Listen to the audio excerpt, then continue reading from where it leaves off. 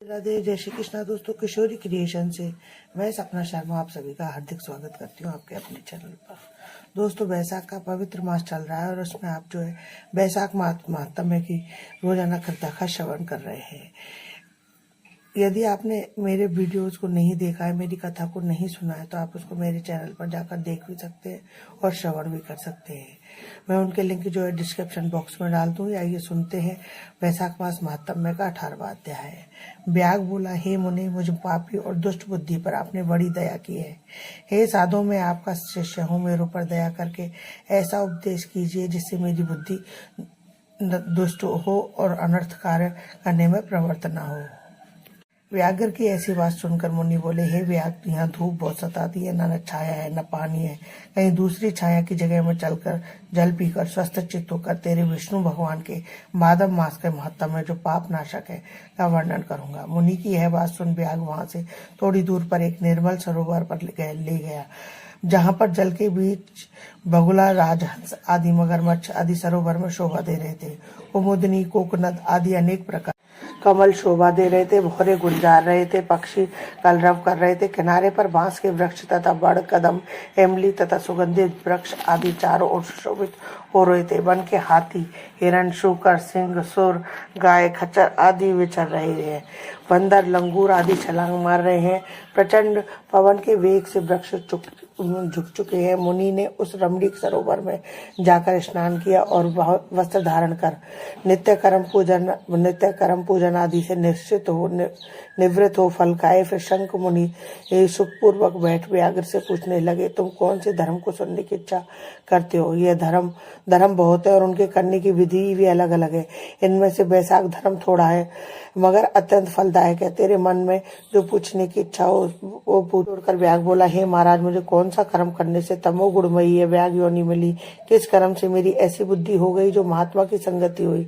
हे प्रभु, यदि आप मेरे ऊपर कृपा है तो सब वृत्तांत मुझे विस्तार पूर्वक बताइए। शंख मुनि कहने लगे, हे व्याघ्र, तू शाकल नगर में पहले वेद पाठी ब्राह्मण था।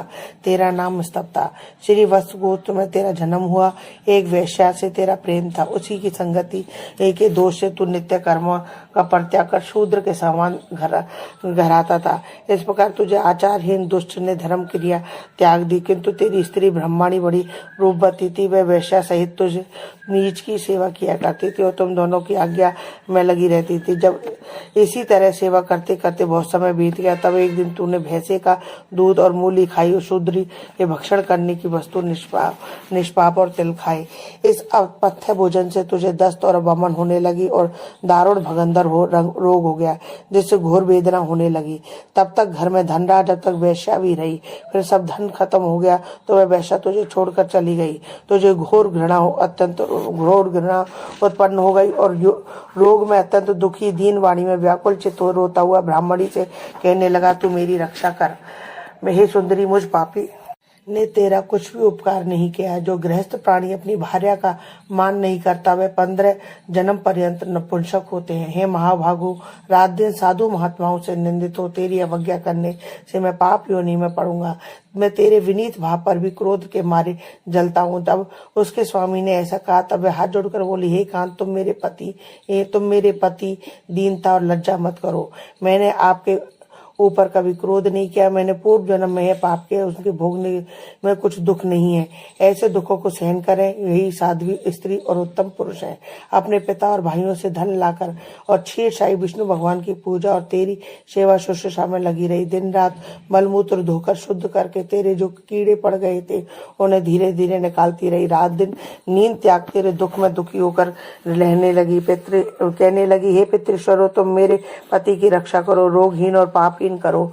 और चंडिका श्री गणेश शनीश्वर जी से प्रार्थना करती थी कि मेरे पति निरोग होकर 100 वर्ष तक जीवित रहे। ऐसे वह देवी प्रतिदिन किया करती थी। तब एक दिन देवल नाम के मुनि वैशाख मास में गर्मी के मारे संध्या के समय घर पर आए। तब तेरी स्त्री ने रोग नाशक वैद्य समझकर उनके चरण धोकर जल सिर पर छिड़क दिया और गर्मी से व्याकुल महात्मा को तेरी आज्ञा लेकर शरबत पिलाया और जिससे उनको शांति मिली। उस दिन निकलने पर वह मुनि जैसे आए वैसे ही चले गए। थोड़ी दिन बाद तुझे सन्निपात हो गया। तब तेरी स्त्री ने त्रिकुटा पिलाया तो तूने उसकी उंगली काट ली।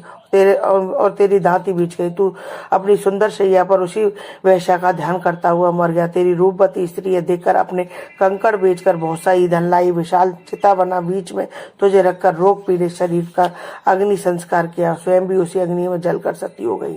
वह शरीर त्याग पति का आलिंगन कर विष्णु लोक को चली गई। वैशाख मास में पानी का दान करने और चरण धोकर जल सिर पर छिड़कने से योगियों की सी दुर्लभ गति उसे मिल गई। तूने समस्त पापों के छूटने पर अनंत काल में वैश्या का स्मरण करने से देह त्याग कर घोर व्याग का जन्म धारण किया।